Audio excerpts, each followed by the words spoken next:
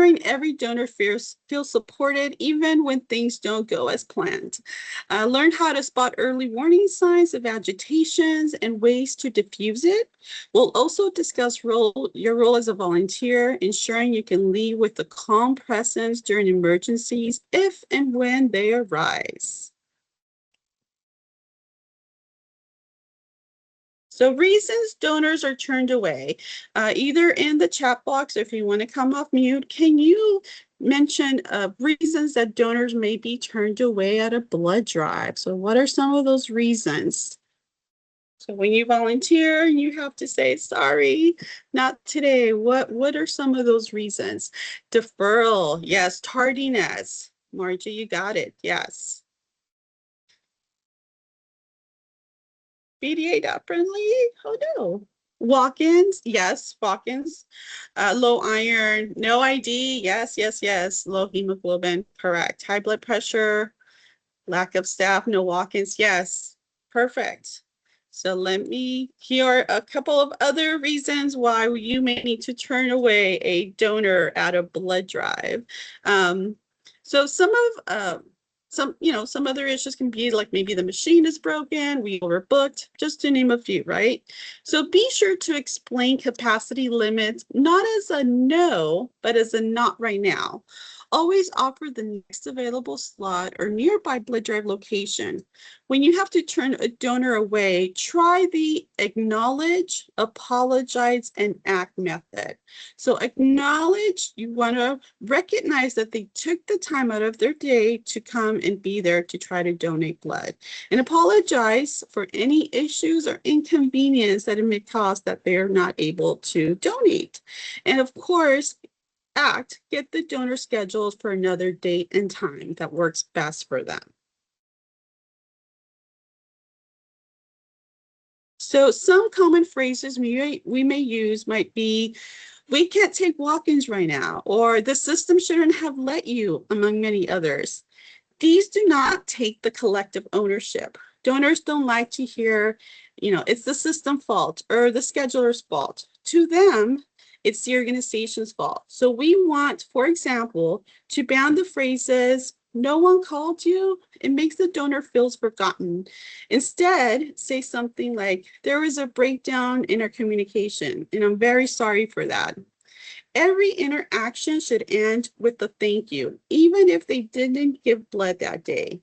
They gave their time and their intent, and we want to acknowledge that. Oh, Michael, you have a great point there. You could use Book Now to help them. Brilliant. See, you guys are pros in here. I love it. Love, love, love. So donor's interpretation. Here are some common used phrases and the donor's interpretation of them. So when a donor hears things like, we can't take walk-ins, they're usually thinking like, wait, what? I walk in all the time. That's usually how I donate blood. Or they'll think, well, I guess you really don't need the blood. I was told the need was urgent. They'll also feel things like, I can't believe I rearranged my whole day to be here. Donors can interpret the no and think, wow, they seem annoyed with me. All I was trying to do was help. Donors' interpretation can differ from the intent. These common phrases, though operationally accurate, can unintentionally frustrate donors, discourage future giving, and damage the trust. Donors often believe walk-ins are always welcome, especially when they receive messaging about urgent need.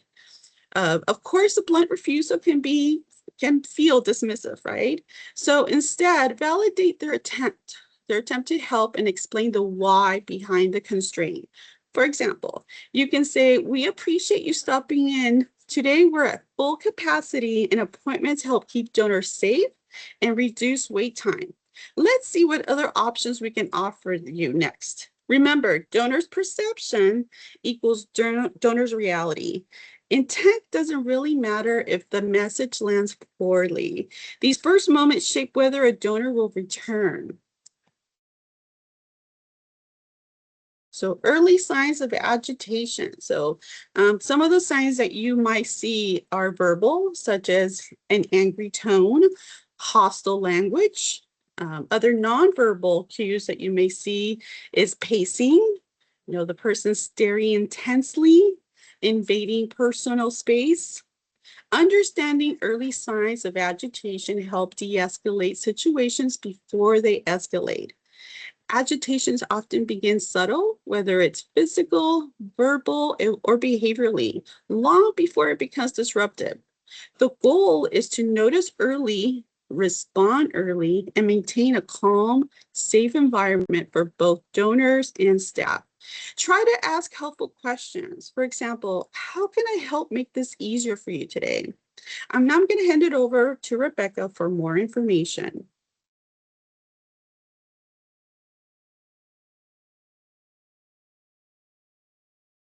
Thank you, Judith. All right. So, effective communication is essential to building understanding, resolving conflict, and maintaining a positive relationships. One of the most important, powerful approaches to communication is using calm techniques, which helps individuals express themselves clearly while also creating a sense of safety and respect. Calm communication relies on three key elements: verbal, nonverbal, and control. So, verbal communication focuses on the words that we choose and how we express our thoughts. Ensure clarity, tone, and intention align. Examples would be calm tone, acknowledging feelings, and offering choices. Nonverbal communication includes things like body language, facial expressions, and gestures, which often communicates more than words alone. Examples would be posture, safe distances, avoiding sudden movements. And then, of course, our control refers to the ability to manage emotions, reactions, and impulses, allowing individuals to respond thoughtfully rather than react impulsively. Examples would be managing reactions, choosing your words carefully, and staying focused on the topic at hand without allowing the conversation to sidetrack. Together, these elements create a balanced and effective communication style that promotes understanding and reduces tension, fosters those meaningful interactions more. I think we have a question. Michael, do you have something to add? Any questions?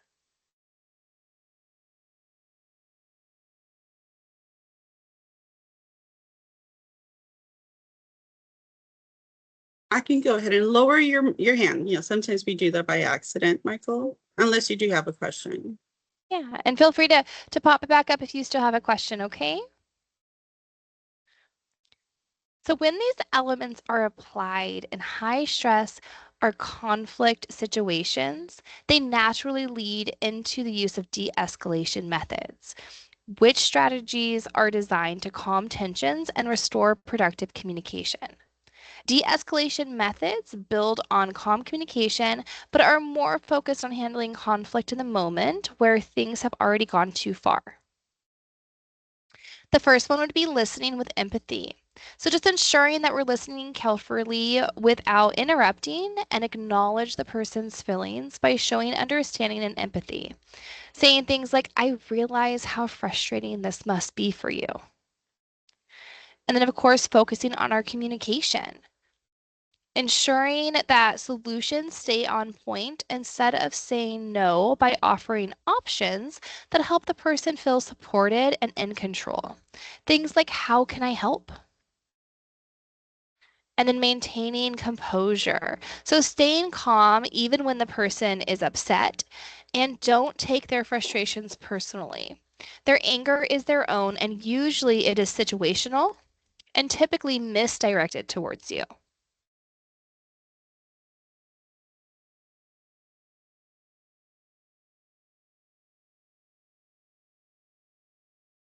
Respectful boundary setting is a balancing act that requires both discipline and genuine human empathy.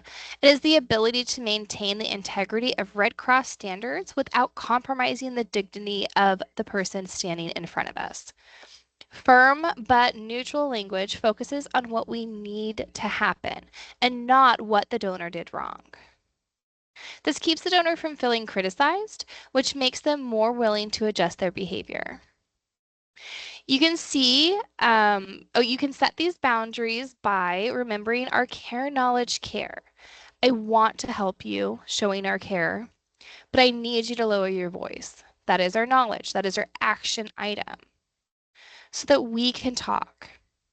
So showing that care for our communication so that we can initially avoid adding to the confrontation. Other tips and tricks to establish these clear boundaries include maintaining personal space.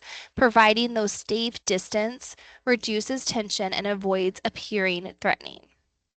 You want to avoid power struggles. So focus on how we can resolve the issue and connect to the donor rather than trying to take control over the conversation. Use things like non-threatening body language. So avoid our crossed arms, pointing, or those sudden movements. And always ensuring that we speak clearly and simply. So calm and measured tones, and avoid Red Cross jargon or even complex instructions.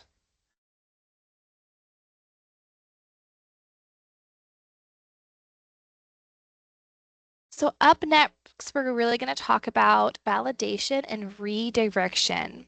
These are two essential skills for guiding donor conversations when emotions are already heightened. Validation means acknowledging the donor's feelings, experiences, or frustrations without agreeing to something that you can't do. Redirection genuinely guides the conversation back to what can be done, keeping the interactions focused and productive. Always remember to get that charge nurse involved to address any sort of elevated concerns. They are definitely there to help and support you during these very difficult situations. So we do have a few examples on our screen here. Some examples of an action statement would be, I can see that you're upset. Let's talk about what we can do to help. Again, bringing that validation in. So that sounds really frustrating. I understand why you'd feel that way. And then redirecting that focus. So guide them towards how this topic can be constructive or how we can put something into action. And then always trying to offer choices. So let me get the charge nurse to help you with this issue. And it does kind of, when you say, let me get the charge nurse, let me grab a staff member, that shows that you're wanting to elevate the situation, and you're taking it importantly.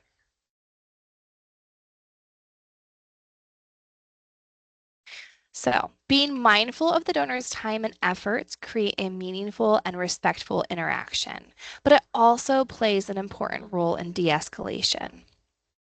So when a donor becomes upset, they may feel stuck in their frustration and unable to move forward. By first acknowledging their feelings, you show that you value their experience. Then, by thoughtfully shifting to the conversation, such as focusing on solutions or next steps, you help break the cycle of frustration and guide that interaction in a more positive and productive direction. This allows you to both respect their time and regain that connection in the conversation in a calm, supportive way. All right. Well, I know that was a ton of information just thrown at you, but now we're going to go ahead and practice converting some of these non-empathetic responses and turn them into empathetic ones. So we're going to go ahead and ask you guys to raise your hands. I'm going to call on you. We're going to start spinning the wheel. You're going to tell me when to stop. I'm going to stop, and then we're going to jump to that category, and we're going to read the non-empathetic response, and you are the team. We're going to try to come up with an empathetic one. So go ahead and raise your hands for me. Raise your hands. Oh, so it looks like we do have a couple. All right. So first up, Annette, please go ahead and come off of mute. All right. So Annette, I'm going to go ahead and I'm going to start spinning and you're going to tell me when to stop, okay? Okay. Stop. All right, so we're going to jump to threatening donor. Okay. So a non-empathetic response that we have on our screen is, you can't talk like that. If you're going to act this way, just leave. So what would be a better way to rephrase that specific sentence? If I have a threatening donor, the first thing I'm going to try to do is get them away from the other donors, because that'll Right, just make them upset.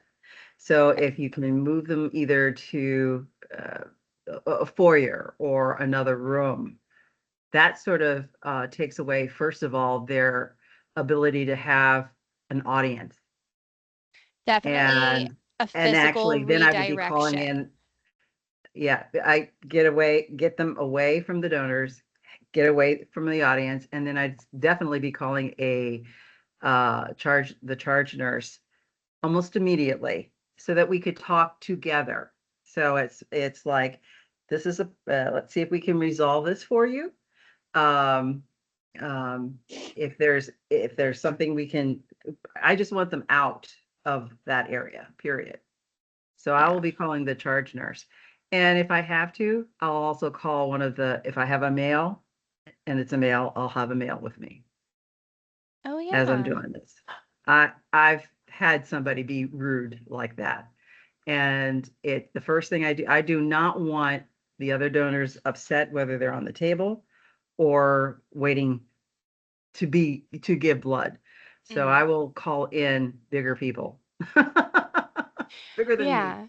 Well, I would say that we don't always have a man on staff. So, but just definitely before you, and it sounds like physical redirection, right? So instead of Correct. using, yeah, physical redirection, definitely make sure that you have a staff member with you before you guys go to like a different section, just so, buddy system.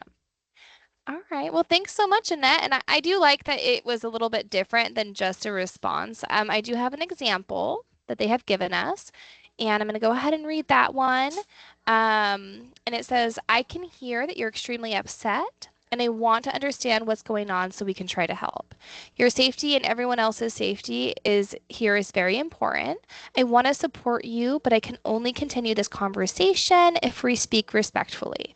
Let me step aside and grab a staff member so that who can assist you right away. Right. And that's sort of what you did. You're like, I'm going to step away, grab a staff member. So I have some reinforcements here. All right. So thank you so much. All right. We're going to go back to that spinner. And Judith, who's next? Oh, I saw some hands and now we're down to I one. know. Let's go with Ray. Ray All Ray. right. Ray Ray, What? go ahead and come off Yes. mute. Thank you. It's off. All right. I'm going to go ahead and I'm going to spin. You're going to tell me when to stop, okay? And if we get the same category, we'll just do it again. Yes, miss. All right. Stop. Medical issues. Huh. All That's right. funny. Showing threatening donor on me.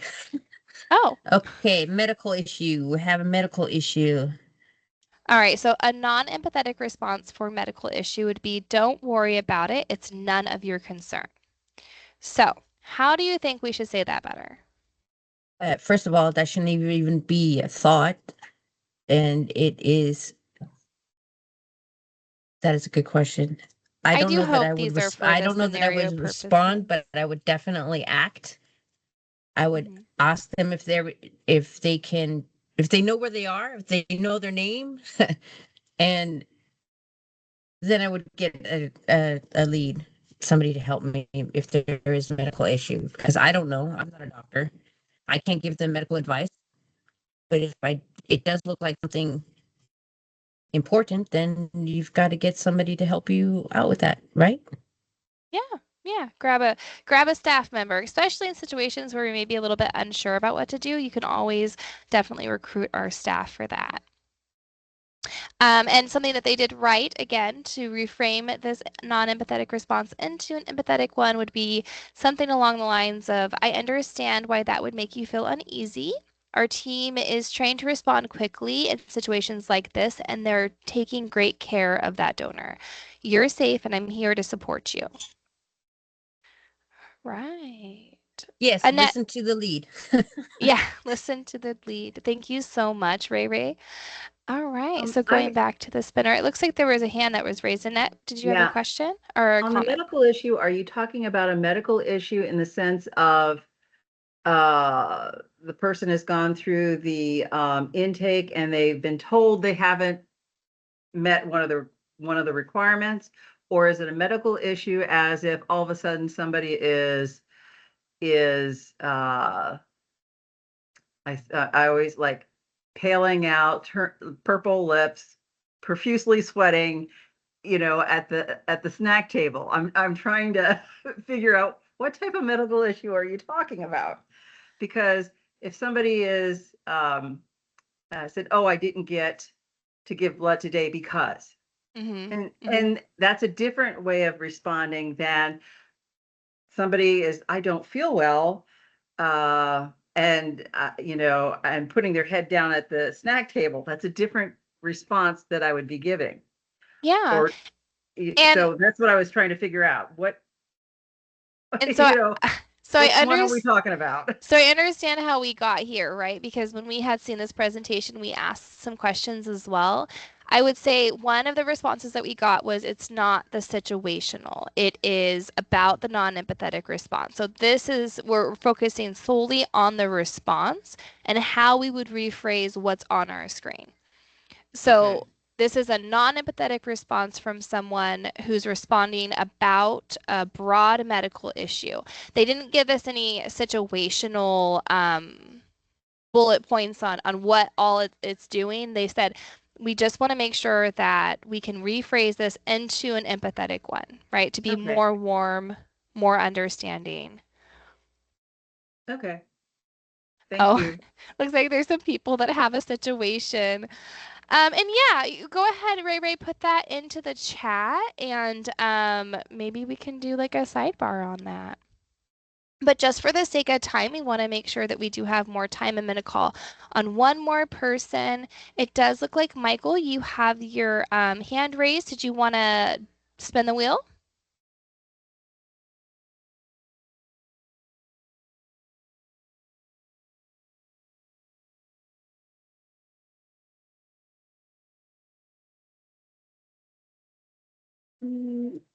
So we can't hear you if you are trying to come off mute. You do want to select the microphone. You're welcome to put questions in the chat, Michael. I'm going to go ahead and put your hand down. But of course, please put any questions in the chat.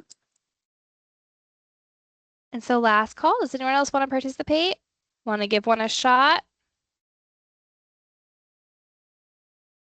All right.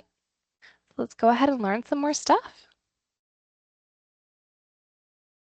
And before you go, Margie did have a question. She said, in the context of being turned away before donating, correct? Yeah, I thought that would help me understand to the point of the previous person who was asking what kind of medical issue. We're talking about donors being turned away before they donate primarily, correct? So I'm not entirely sure. Again, they didn't give us any information on the actual situations for where these responses were said. Okay. And I understand where this is coming from, right? Because I am sort of the same way. I need to have more information. I feel like I'm a better communicator with that information, but they wanted you to focus on the words so that we can reframe those conversations, right? Because our words is where a lot of our focus is going to be. And in these type of situations that we do need to de-escalate, this is more of a control factor. So if this came to your mind and you were going to say this, how would you reword it into being showing your empathy, really diving deep on that empathetic response, and how would you rephrase how this was said, right? So it's not necessarily situational control, it's more of like verbal control. So if this came to your mind, how would you pull from your empathy? Yeah, I was just trying to get the context, but I do Yeah. understand that. I also want more context. when I was doing the spinner, I was looking through and it was the same, but I get it too. I mean, I understand both parts of it. So thank you all for letting us have that conversation too. It just means that you guys are great at critical thinking and really having all your facts. So I mean, it's never wrong or incorrect. It's definitely something great. So let's go ahead and jump to some safety considerations. So let's discuss these safety considerations as safety always comes first. So when an action begins to escalate, it is okay to disengage. Disengaging does not mean ignoring a donor. It means stepping back from a conversation that is no longer productive so the situation can reset. Recognizing that when to step back is the key. So if you have already tried validating, tried clarifying, tried redirecting, and the donor continues to argue, interrupt, push boundaries, it is time to pause and create space. So if the situation escalates further or becomes aggressive, exit immediately and seek help. Volunteers should never put themselves in harm's way. So stay aware of your environment by noting things like exits, sorry, exits or obstacles, and emergency procedures. So know how and when to call for supervisor or security support. Acting early helps keep everyone safe. So let's go ahead and talk about it.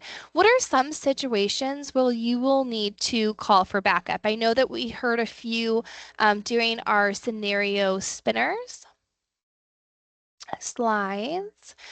And I think somebody had posted something in the chat too that we could use. Oh, no.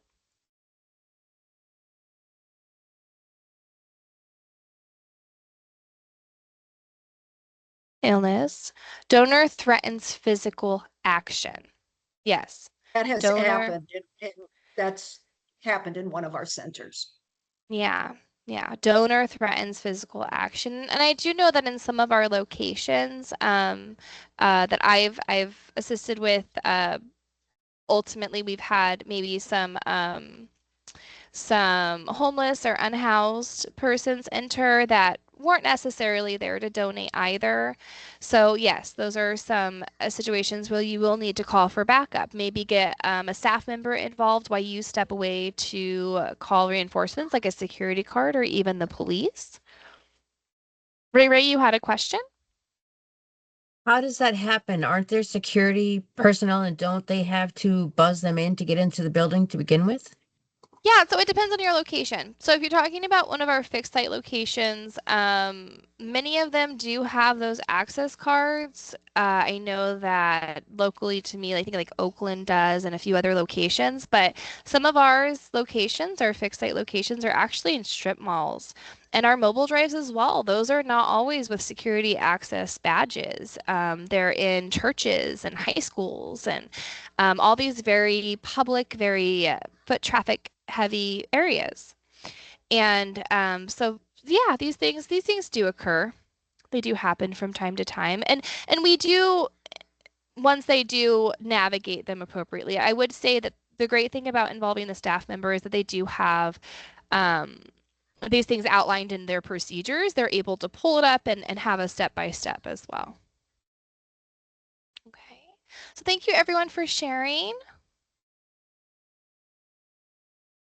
And jumping into that situational awareness. So let's talk about situational awareness. So staying safe starts with being aware of what is happening around you. Situational awareness means noticing anything that feels off or could become a problem. By staying present and focused, you are more likely to spot changes, pick up on warning signs, and make smart decisions. It is about being mentally engaged, noticing shifts in your environment, and understanding how they could affect your safety or the safety of others. So always be alert. How donors look, how donors move, how they speak, and changes in behavior. To help respond effectively, we can use things like the stop or act models as a practical guide for action. So STOP, stop, helps you assess the situation. Stay calm, take notice, observe symptoms, and protect donor safety. These are things that you are doing without knowing it, just being blood donor ambassadors. And then ACT, ACT, helps you respond safely.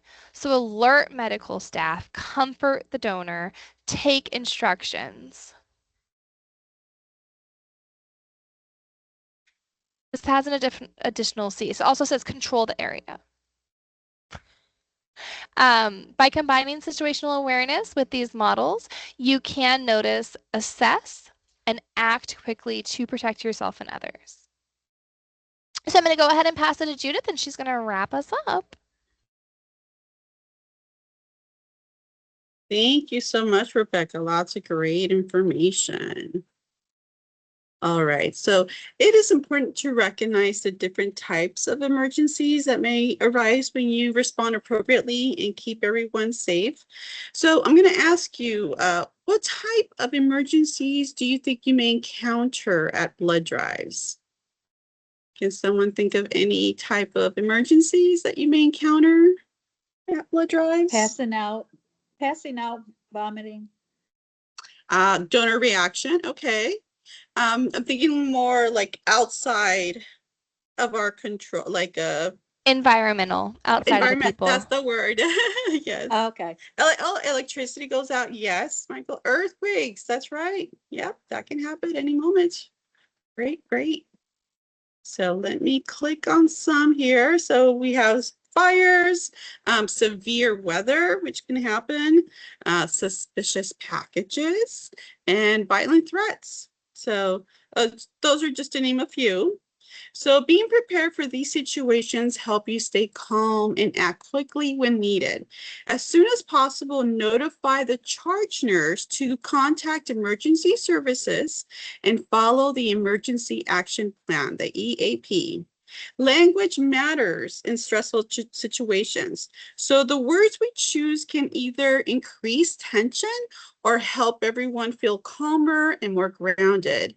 And as a volunteer role, especially when talking to donors, it's simple language when you tweak the language makes conversation more clear, more reassuring, more professional. So these small shifts help donors feel safe, informed, and supported, which is exactly what we aim for in every interaction, right?